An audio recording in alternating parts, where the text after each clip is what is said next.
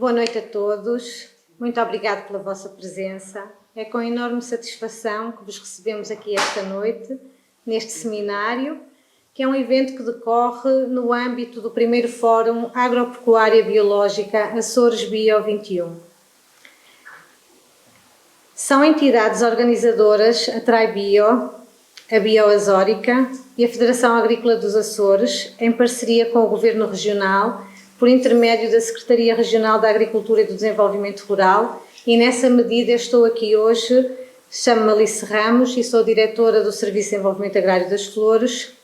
Gostava ainda de agradecer também a presença de todos aqueles que nos acompanham a partir de casa, uma vez que este evento tem transmissão online através dos canais da Vitec e do Facebook do Fórum Bio Açores. No âmbito do primeiro Fórum da Agropecuária Biológica, de junho a novembro de 2021, estão a decorrer em todas as ilhas seminários, workshops, visitas técnicas e show cookings. Aqui, na Ilha das Flores, já ocorreram diversas iniciativas neste âmbito, nomeadamente 2 cursos de iniciação à horticultura biológica, com a Sra. Avelina Ormonde, workshop Green Smoothies, show cooking Experimente é Bio e hoje este seminário. O seminário de multifuncionalidades da agricultura biológica conta com a apresentação de 4 oradores, seguido de debate. Os oradores são, e estarão connosco esta noite, Alfredo Sendim, Raquel Vargas, César Medeiros e Julian Floro. A agricultura biológica utiliza técnicas que preservam a fertilidade do solo, a biodiversidade e a saúde das pessoas. Por exemplo, incentiva as pastagens biodiversas que garantem alimento de qualidade aos ruminantes, promove o ciclo natural dos nutrientes através da compostagem dos restos das culturas e aposta na prevenção para a proteção das plantas, recorrendo à rotação e consociação.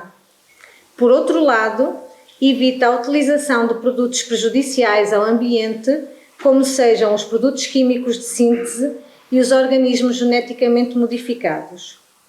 Por isso, os principais objetivos deste fórum são incentivar a produção e o consumo dos produtos biológicos nos Açores e criar uma rede regional de cooperação, conhecimento e capacitação.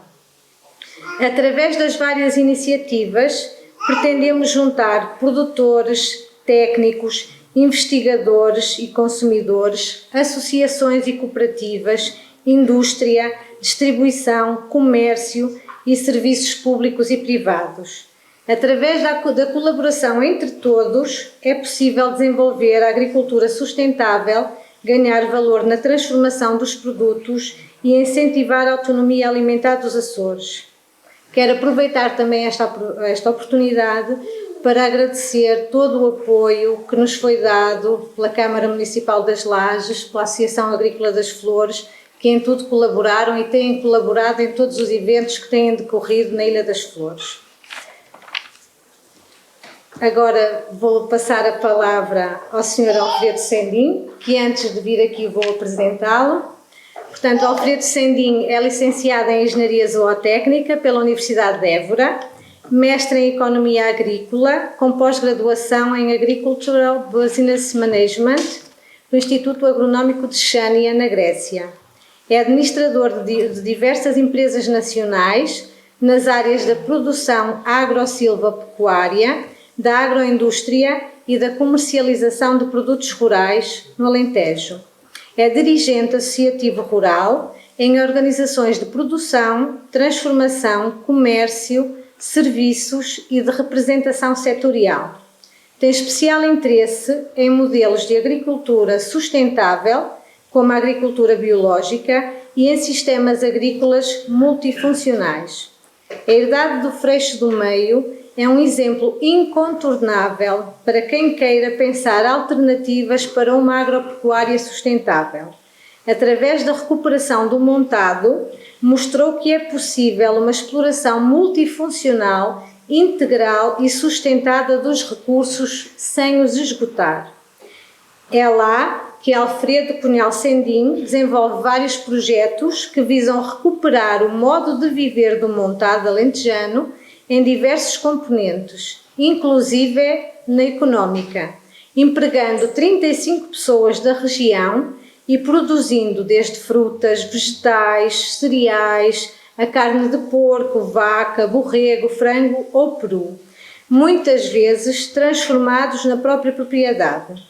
E sem mais delongas, passo a palavra ao Alfredo Sendim, que ficará convosco. Com licença. Então, muito boa noite a todos. Para mim é uma honra estar aqui por várias razões. Está tudo a ouvir bem? Sim.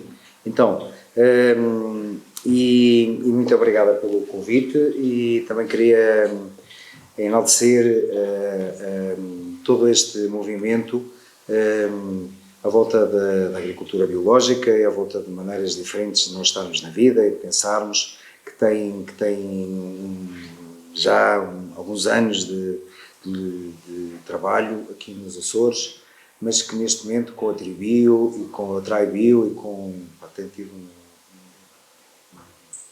um salto muito importante. E eu, por todas as razões, mais algumas, revejo-me muito nisso e portanto, queria também agradecer por toda essa energia e todo esse empenho que a Tribio e outras pessoas têm, de uma maneira, lançado nestas ilhas.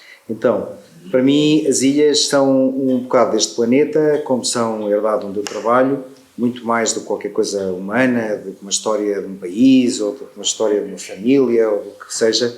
E eu começava por aí, nós temos, muito poucas vezes, temos a consciência de que vivemos num espaço que é vivo e que, porventura, é um macro-organismo de ordem muito superior à nossa. Eu também devo-vos dizer, logo à partida, que não sou dogmático, não tenho a certeza de nada, não tenho a verdade na mão, mas há muitos anos que tento estruturar a minha vida sobre hipóteses e encontrei, através da agricultura biológica, uma hipótese que não é propriamente a agricultura biológica, é uma coisa muito mais profunda para mim, que está por trás da agricultura biológica e que eu chamo, e que a maioria das pessoas chama a ética ou a atitude da agroecologia. Então, que também é a ética da permacultura. A permacultura, por exemplo, nós hoje temos muitos conceitos, mas eles todos têm pontos, muitos deles têm pontos de contacto e a permacultura, por exemplo, para mim, muito mais do que um conjunto de práticas e de técnicas, é essencialmente também uma ética. E então, o que é esta ética? Basicamente, se nós olharmos um bocadinho para a história, percebemos que durante a grande maioria do período em que a humanidade existe neste planeta, como vocês sabem, é muito curtinho, são só apenas 300, 200 mil anos, 4.500 milhões de anos é a idade do nosso planeta. Esta ilha é um bocadinho mais recente, mas já tem muitos anos. E nós, durante a maior parte da nossa existência, vivemos de uma maneira diferente. Melhor ou pior, os gregos chamavam-lhe a idade do ouro, mas de alguma maneira nós não tínhamos uma visão dualista, ou seja, nós não nos considerávamos alguma coisa fora do sistema natural em que estava à nossa volta. A partir essencialmente, desde há 10, 8 mil anos esta parte, naquilo que nós chamamos de Revolução do Neolítico e que estudámos também muito pouco e que sabemos muito pouco, arranjamos assim uns chavões, mas há uma coisa evidente, é que nós, a partir de determinado momento, começámos a achar que éramos uns seres especiais e que éramos muito capacitados e que de alguma maneira isso, diferentes visões, nos davam quase a responsabilidade de ter que tomar conta do planeta, tomar conta das outras espécies. E essencialmente isso levou-nos a uma coisa que se chama hoje o antropocentrismo, que é a ideia do homem estar aqui essencialmente para criar o seu sistema, defendendo-se a si próprio, primeiro de qualquer outra coisa, mas tudo o resto é feito na lógica das necessidades do homem. Portanto, o homem centra-se, põe-se no centro de tudo o universo e começa a trabalhar nessa atitude. A ética não é mais do que uma razão por a qual nós fazemos as coisas, não é? É um bocadinho diferente daquilo que nós chamamos uma moral. Uma moral são regras que nos ajudam a perceber, quando nós percebemos por nós próprios, passa a ser uma atitude. Nós passamos a fazer as coisas porque percebemos que não devemos fazê-las. É como, por exemplo, eu não matar qualquer um de vocês porque a minha mãe me disse, ou porque uma igreja ou qualquer outra coisa me ajudou a perceber com uma regra que eu não devo matar. Outra coisa é eu perceber por mim próprio porque é que eu não devo usar a violência, não é? A agricultura biológica, no meu entender, não é mais do que a moral da ética da agroecologia. Porque um conjunto são regras, as regras não pressupõem que a pessoa tenha uma verdadeira atitude, as regras apenas criam um standard, podes ou não podes, não é? É óbvio que a agricultura biológica, a agricultura biológica nasce de uma atitude oposta ao antropocentrismo. Porquê? Porque nós há anos e anos e anos e anos que andamos na mesma linha, que é esta linha de dominar tudo à nossa maneira, de construir tudo à nossa maneira, e a pergunta que nós fazemos todos, ou alguns de nós pelo menos, o que é que isto nos tem trazido de bom? Quer dizer, a que é que isto nos tem levado? Eu garanto-vos que nesta ilha, essa atitude, como em Portugal continental, já levou a nós raparmos, desculpem a expressão, a nós comermos esta ilha já várias vezes. Nós, os portugueses, quando foram para o caminho marítimo da Índia, como nos ensinaram, nós somos um povo muito capaz e muito inteligente, com uma visão enorme, até nos conseguimos criar artes de navegação para ir para o mar, descobrir o caminho. Isso é uma falácia, meus amigos, desculpem, não é verdade. Nós a única coragem que tivemos foi dizer assim, eu já não morro aqui nesta miséria desta terra, onde já não há nada para eu comer, porque eu já rapei tudo, já cortei as árvores todas, e pelo menos meto-me num barco e vou morrer dignamente à procura de qualquer outra coisa. Essa foi a nossa única visão, não foi consequência do erro permanente. A questão, as pessoas dizem hoje em dia, não, mas é que esta atitude levou-nos a ter um desenvolvimento tecnológico tremendo. É verdade. E talvez seja interessante nós percebermos que se calhar a única justificação destes tempos que já são longos é exatamente criar um cenário para nós conseguirmos mais depressa criarmos tecnologia. Porquê isto? O professor Agostinho da Silva, que é um homem que tinha uma inspiração tremenda nestas terras e que andou por aqui bastante e que tinha uma inspiração naquilo que são as gêneses das festas do Espírito Santo, que é uma coisa que a mim não tenho dúvida que o Espírito Santo está aqui. Não é o Espírito Santo apenas da visão cristã, que eu respeito muito, mas é uma outra visão bastante mais ecuménica e mais profunda. Mas o que o Agostinho da Silva põe em cima da mesa é uma hipótese muito clara de que, porventura, nós não somos seres maus, nós não somos egoístas, competitivos, violentos, como na maioria das vezes nos comportamos hoje em dia. Nós somos, pelo contrário, o que temos inscrito no nosso coração é a bondade, a cooperação, a entreajuda. E a pergunta é porque é que nós não expressamos isso? O Agostinho da Silva põe uma hipótese em cima da mesa que diz: nós só não expressamos isso pela relação que criamos com tudo aquilo que está à nossa volta, com o Áger, que é de onde vem a palavra agricultura. Se nós criamos uma relação não assertiva com o planeta, nós criamos escassez. Como criamos nesta ilha, como criamos em Portugal, como no Portugal continental, como criamos por todo o planeta. Quando o homem sapiens sapiens chegou a este planeta, nós tínhamos, e hoje temos evidências disso e muito mais outras coisas, nós tínhamos o planeta 80% em clímax, a parte terrestre. Hoje em dia é o oposto.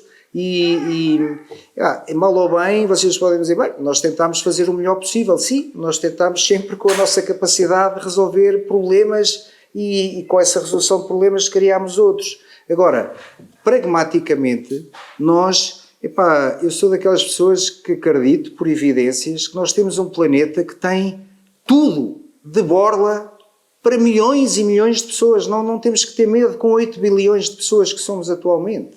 Se nós soubéssemos construir uma relação assertiva com o sistema natural. Okay? Então, porque é que nós não temos? Tínhamos tudo de graça: comida, água, amor, afeto, saúde, tudo isso está na base da existência deste planeta. Então, porquê é que nós não conseguimos isso? E porquê é que nós nos comportamos assim? Bem, nós comportamos assim porque é assim que se deve comportar um ser vivo que está na iminência de deixar de estar vivo. A nossa missão aqui, se estivermos mortos, para que vocês compreendem, não dá para nada, não é? Então, um ser vivo que está ali no limiar da sobrevivência, a primeira coisa que tem que fazer é sobreviver. Agora, a pergunta é porque é que nós andamos há 10, 8 mil anos todos a sobreviver? E a pergunta é também, o que é que isto nos tem trazido tão bom? Para além da tecnologia, que porventura terá sido aguçada e construída mais rapidamente por este clima de sobrevivência, é a única coisa minimamente positiva que nós podemos encontrar aqui. O resto tem sido bastante miserável, ao contrário do que a maioria das pessoas nos tentam vender. Há uma série de gente, nos quais eu me incluo, que acha que nós vimos cada vez a sofrer mais e que acha que nós temos cada vez uma vida mais difícil e menos satisfatória. E quando nós vamos para a agricultura, isso é muito fácil de ver, porque, independentemente do que os senhores quiserem, o modelo de agricultura convencional, onde eu comecei e onde nós todos aterramos numa narrativa que nos insere nessa realidade, esse modelo, é exatamente esta vontade de domínio e de dominarmos tudo de uma forma bastante absurda, porque nós nem estudamos o objeto que estamos a querer dominar. Isto é tão ridículo. Que eu estudei 5 anos de agricultura, nunca ninguém me ensinou zero de ecologia. Eco é casa, logia é a lógica, a ciência que está, a matriz de funcionamento. Como é que eu posso ser médico sem estudar anatomia? Como é que eu posso ser agrónomo, ou seja, querer viver da interação com o ecossistema sem saber como é que funciona o ecossistema? É tão ridículo quanto isto, mas é essa a realidade. Então, esta hipótese que se põe em cima da mesa diz basicamente o seguinte: se nós mudarmos de atitude, se nós entendermos ou supormos que se calhar este sistema é muito mais inteligente do que nós e criou-nos apenas porque precisa de nós para o servirmos, se calhar a nossa missão é humildemente entender o sistema, perceber qual é o nosso lugar e servir o sistema dessa forma. E se calhar dessa maneira vamos ter outro tipo de resultados e outra multifuncionalidade da nossa abordagem. Então, é nisso que hoje em dia muita gente trabalha, sem me querer perder muito nas teorias, porque as teorias são importantes para nós nos colocarmos e para percebermos que a agricultura biológica é muito mais do que uma moda ou um esquema agora para ganhar mais dinheiro ou para fazer as coisas diferentes. Não. A agricultura biológica, se ela funcionar e se for bem feita, a diferença é que eu neste momento, na maneira como eu quero interagir com os ecossistemas para tirar comida, para tirar madeira, o que for, eu estou quase a querer parar um comboio que vem em andamento. E isso dá mau resultado.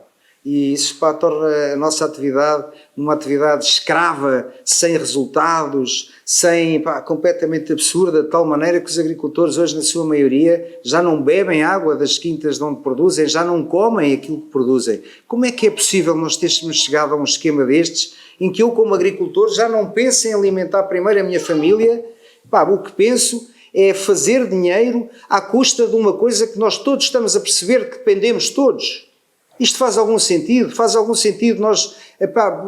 uma coisa é nós termos uma atitude responsável, cada um de nós tem que fazer a sua vida, tem que ganhar dinheiro. Agora, nós estamos a falar da interação com o ecossistema que nós vamos percebendo que não tem consequências tão inócuas assim. Nós podemos, por exemplo, estar a falar de termos jogado, e provavelmente já jogámos e já perdemos, isso não quer dizer que vamos desaparecer daqui, não quer dizer que isto vai acabar, pelo contrário, nós fazemos parte de uma história maravilhosa que se chama a vida deste planeta, quer sejamos vivos, quer sejamos mortos, e dessa parte nós vamos ter sempre grandes resultados, porque a vida deste planeta, faça a gente o que fizer, nunca vai acabar. E a gente também não vai acabar, se nós sobrevivemos 40 mil anos com ossos e com pedras, com um gelo terrível, também alguns de nós vão safar aqui, não é preciso irmos para outros planetas. Agora, o que eu quero dizer com isto é que o jogo da agricultura biológica é mudar de atitude, é servir a agricultura em vez de querer ser servido. Isto é uma ética que se transporta à nossa casa, à relação com a nossa mulher e com os nossos filhos, à relação com os outros, porque, como o senhor Dr. Damásio nos explicou, nós humanos somos essencialmente aquilo em que participamos. Quando nós participamos num jogo de agressão, num jogo de domínio, num jogo de subjugação, por muito que a gente não queira, o nosso cérebro cria caminhos, cria rotinas, e quando a gente dá por ela, estamos completamente viciados nisso e ninguém dá conta.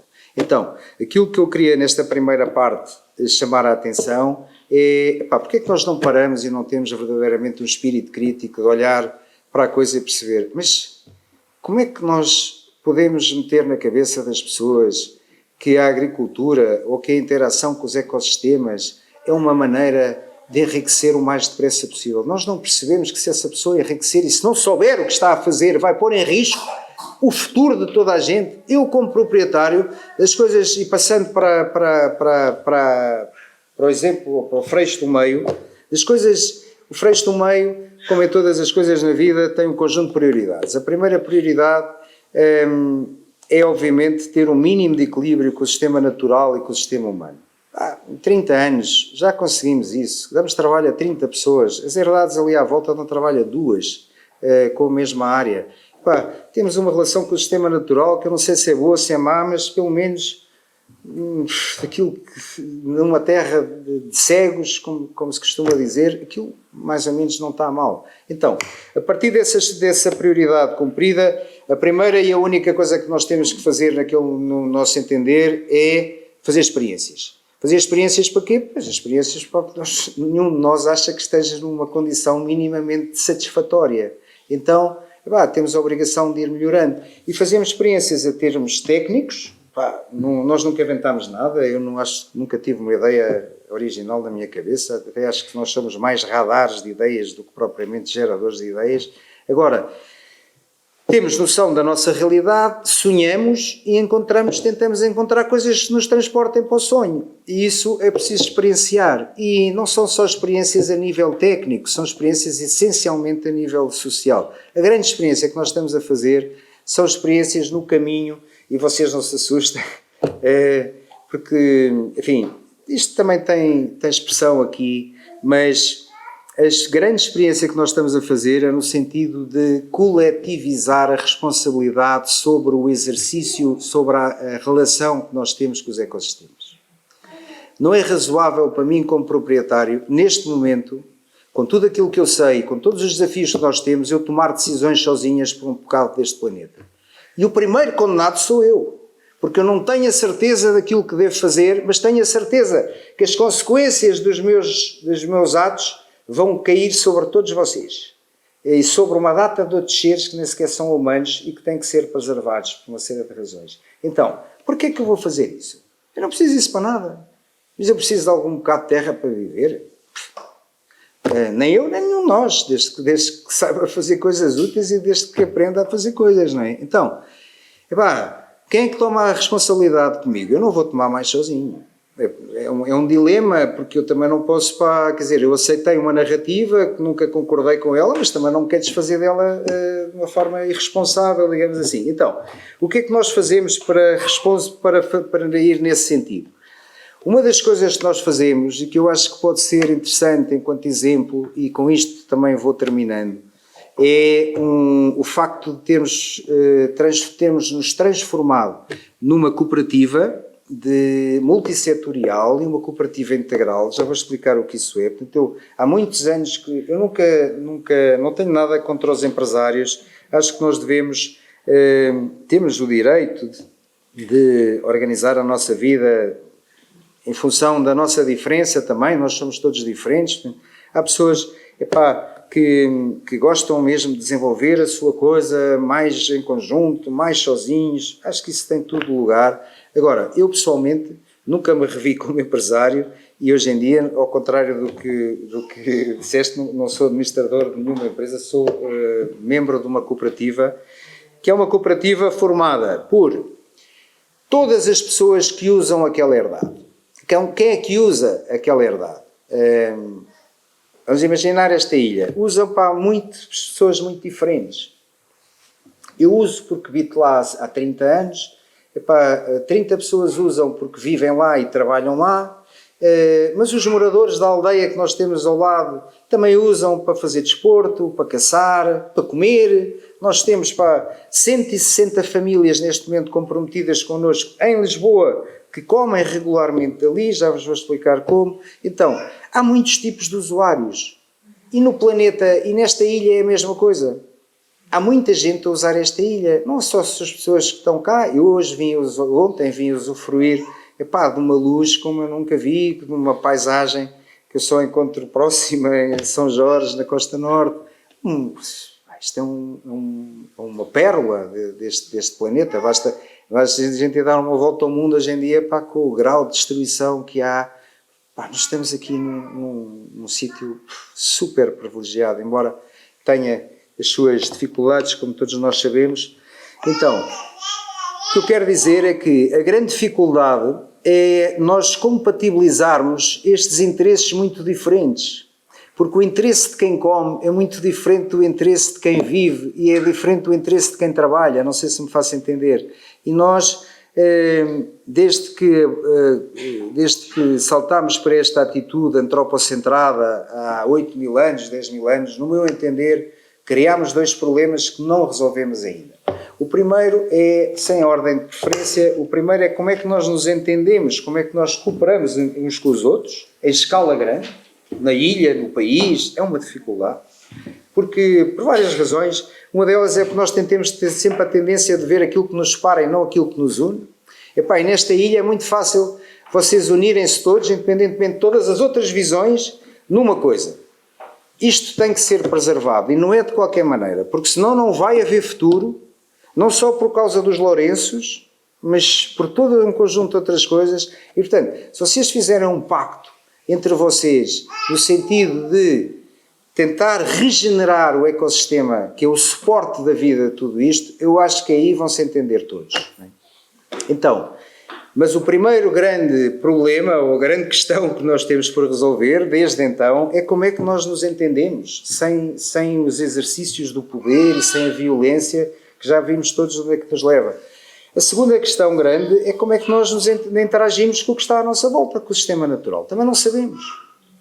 A abordagem da agricultura biológica, da agroecologia, é exatamente o desafio nós irmos aprender. E isso é um desafio para todos. Não é um desafio que a gente possa, não é uma coisa que eu possa vir aqui ensinar, ou Avelino, ou nós. Cada realidade do sistema natural é uma. Há coisas que nós já percebemos da ecologia, de como é que as coisas são cíclicas, de como é que evoluem os ecossistemas, de como é que são as espécies disto e aquilo. Temos todos milhões de coisas para aprender.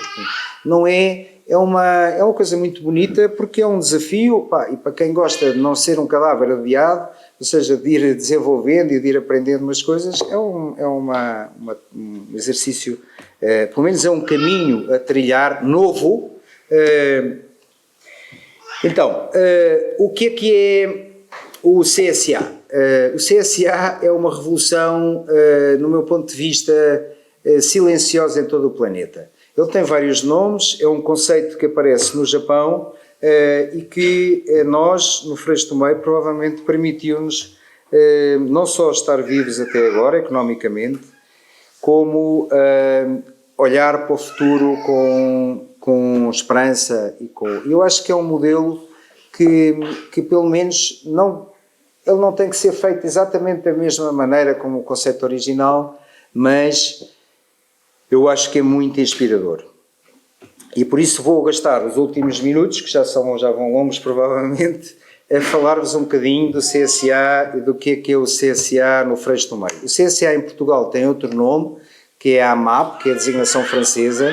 É um conceito japonês que se chama Tekkei, no Japão, muito antigo, e que basicamente era aquilo que todos nós tínhamos até há 80 anos e muito mais numa ilha como esta. Ou seja, até há muito pouco tempo, nenhum de nós humanos pensava em alimentar-se, em meter o que quer que fosse à boca, sem ter noção de onde é que esse produto vinha e de quem é que tinha interagido nele. Não é? E isto, pá, de repente mudou tudo. E mudou tudo essencialmente porque apareceu uma coisa chamada estrada. Pá, nesta ilha, ou porto, ou avião. Nesta ilha, epá, o agricultor que fazia cereais, não fazia cereais sem saber, sem conhecer muito bem o padeiro, por sua vez sabia perfeitamente quantas pessoas é que iam comer o pão. Não sei se me faço entender. E então, essa economia planificada, epá, que é tudo longe do mercado desregulamentado, tem imensas vantagens. O CSA não é mais do que isso. O CSA hoje, epá, é uma loucura nos Estados Unidos da América. Porquê? Porque a gente já não sabe o que é que há de comer, que não tenha escrito na fatura que pode provocar cancro e Alzheimer e uma série de coisas. Portanto, as pessoas começaram-se a organizar para irem contratar os seus próprios agricultores para fazerem a comida da forma como elas acham que deve ser. Eu durante anos e anos e anos ouvi falar no CSA e nunca acreditei que fosse possível em Portugal. E fui para o CSA há 5 anos, fomos, em desespero. Epá, porquê? E agora eu acho que é uma coisa importante. Os projetos de agricultura biológica, no mercado que nós temos hoje em dia, são muito difíceis de afirmar. Porquê? Porque o mercado é um mercado feito pelo antropocentrismo do homem. O nosso mercado hoje só dá valor àquilo que o homem dá valor. E a jogada da agroecologia é outra completamente diferente. Eu tenho que valorizar muito mais uma árvore ou um animal pelos serviços que ele presta no ecossistema do que propriamente pela utilização que eu sou capaz de fazer dele para fazer uma bancada ou uma coisa qualquer. Não sei se me faço entender. Então, como é que se viabilizaram os primeiros projetos de agricultura biológica em todo o mundo? Epá, à custa de uma coisa que eu com toda a franqueza não gosto nada, mas percebo que é a única via, que são gourmets, que são mercados distantes que valorizam a banana seca biológica produzida nas flores e que vão pagar um balúrdio por aquilo na Suíça. Conheço não sei quantos projetos que arrancaram-se. Isso dá para quantos? Epá, dá para os primeiros, mas não dá para todos os agricultores.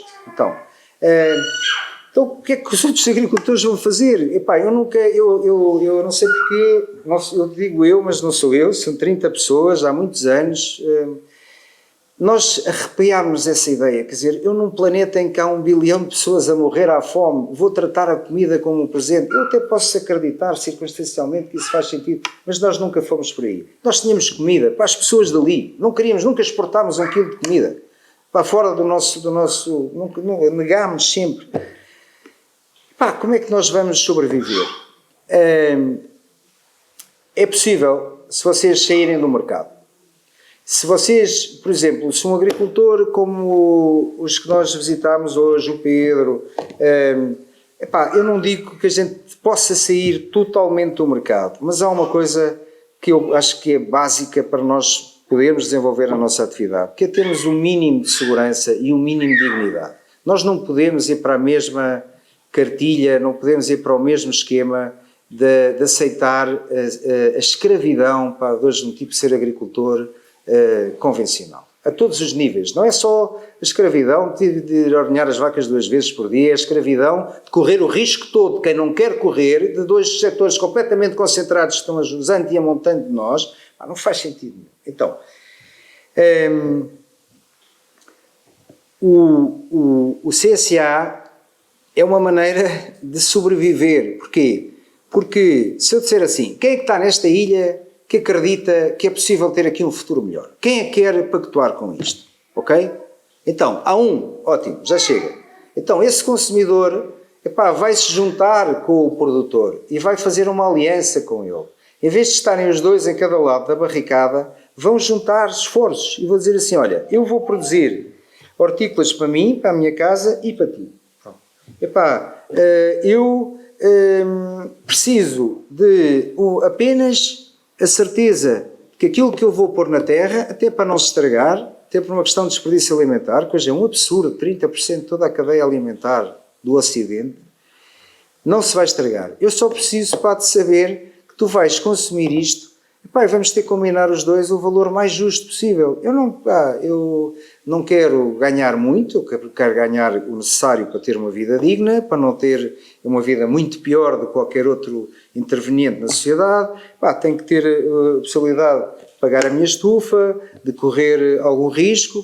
Estamos a falar de uma coisa a céu aberto, com um clima cada vez menos estável. Então, as pessoas combinam-se e comprometem-se. Um compromete-se a produzir e a explicar como é que produz e a explicar os problemas que tem a produzir, e o outro compromete-se a consumir, a explicar os problemas que também tem como consumidor, as dificuldades que tem a todos os níveis, quer em termos de preço, quer em termos de distribuição. Neste momento, eu, como vos digo, nunca acreditei que isto fosse possível em Portugal. Normalmente estes programas estão baseados em 3 linhas. Primeiro, alimento como um bem comum. Isto quer dizer, essencialmente, que o alimento não é meu, nem é teu, nem é de ninguém, é de todos. E por isso é razoável que todos beneficiemos dele, mas não é razoável especular com o alimento. O que é que isto quer dizer? No programa que nós temos, nós prevemos tudo o que vamos produzir nos próximos 6 meses, transformamos essa produção num conceito americano que se chamam cotas. Cotas é apenas aquilo, é a unidade alimentar que eu uso para tomar decisões. Por exemplo, meia dúzia de ovos, ninguém toma decisões a um ovo ou 20 ovos. O pessoal tem na cabeça a unidade meia dúzia. Então, nós vamos ver quantas meias dúzia de ovos é que somos capazes de produzir regularmente, certamente, por semana, nos próximos 6 meses. E dizemos então à sociedade que temos tantas cotas de ovos. Essas cotas têm um valor fixo, que é um valor não especulativo, é um valor mais baixo de qualquer preço, porque ela não tem o risco da quebra, do produto chegar à loja e não se vender. Só isso já dá para fazer um preço mais baixo. Não sei se me faz entender. Então, depois pomos essas cotas junto dos nossos consumidores, destas tais 160 famílias, e as pessoas dizem, eu comprometo-me a usar 2 meias dúzias de ovos por mês. Pagam ao fim do mês. Na América, na maior parte dos sítios, as pessoas pagam à cabeça. Nós achámos que era muito violento estar a pedir às pessoas em Portugal. Quisemos primeiro criar confiança. Mas os ovos, imaginem, que custam 1,5 €. E imaginem, há aqui um princípio muito importante, por ser um bem comum, que é o princípio da partilha do risco. Se nós tivermos muitos ovos naquele período, vamos dar 2 dúzias de ovos às pessoas por 1,5 €. Se tivermos um problema e passar um lourenço ou vier uma raposa e comer as galinhas todas, nós vamos informar as pessoas. Até agora nunca lhe pedimos o dinheiro sem lhe dar, mas demos o produto, mas informámos dos prejuízos que estávamos a ter. E as pessoas muitas vezes são as primeiras a não querer levar o produto. Não sei se me faz entender. A maior parte destes programas tem mesmo isto posto claro. Não há produto, você continua a pagar, até porque eu na Califórnia não posso dar-me ao lixo de ficar sem agricultor, porque senão já não sei onde é que vou comer. Nós chegamos a este ridículo.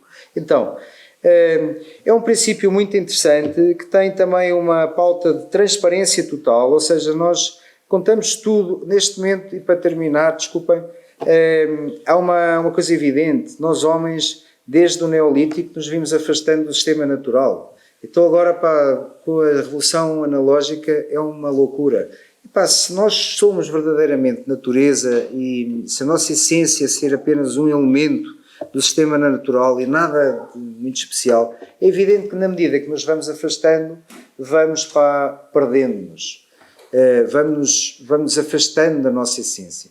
E para terminar, eu acho que só para justificar porque é que faz sentido nós não condenarmos todos aqueles que estão a fazer agricultura convencional, por todas as razões e mais algumas. São pessoas que estão essencialmente a tentar resolver a sua vida da maneira como nós. Comecei agricultor convencional, se não tivesse tido a oportunidade de pensar de outra maneira, provavelmente ainda era um agricultor convencional, ou já teria morrido, não sei, provavelmente sim. Agora, O que eu vos quero dizer é que uma das consequências grandes da maneira como nós temos feito desta fórmula muito centrada em nós próprios, é uma coisa terrível, que nenhum de nós tem a certeza, mas nós estamos em risco de perder uma coisa chamada estabilidade climatérica que se conseguiu alcançar neste planeta, no Holoceno, depois de 4.500 milhões de anos. Nenhum de nós, vocês têm uma noção mais aproximada nesta ilha do que é viver no dilúvio. Nós voltamos à Arca de Noé, não tenham dúvida. Nós durante anos e anos e anos andamos no conceito da Arca de Noé, que aparece em não sei quantas culturas do planeta. Só há 10 mil anos é que temos um clima minimamente estável.